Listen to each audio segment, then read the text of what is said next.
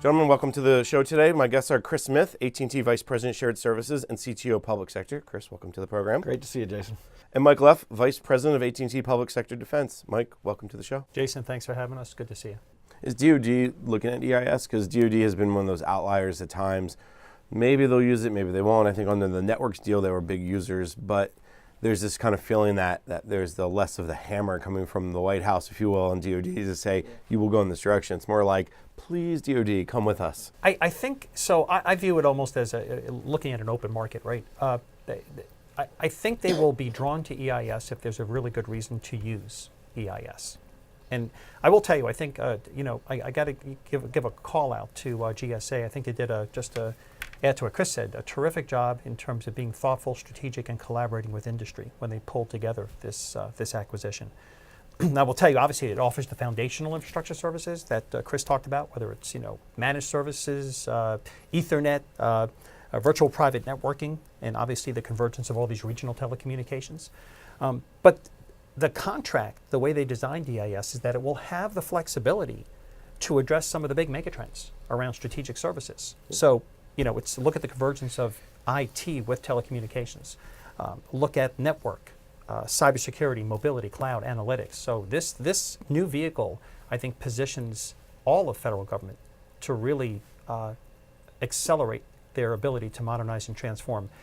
We are seeing an appetite. We are seeing interest within DoD to look towards EIS in conjunction with some of their other vehicles, because I think they see this as a vehicle that can help them operate more effectively, take cost out, and have more modern capability, particularly as they start to look towards more of a as-a-service consumption-based model.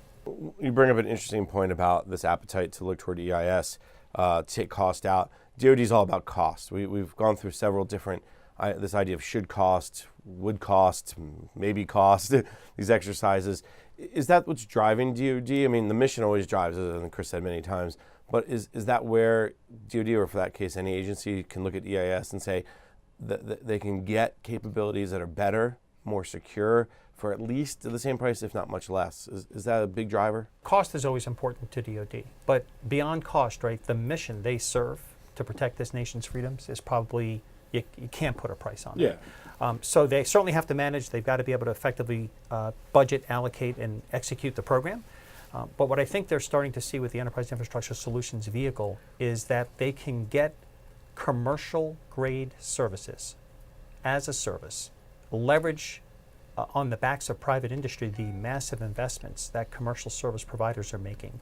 And I think they even see that as an opportunity to actually reprogram some of the dollars that they were putting towards a lot of their infrastructure to capitalize that, and maybe think about starting to retrain and reskill some of their workforce to get them into areas like some of the great needs we have around cybersecurity and developing a world-class cyber force capability.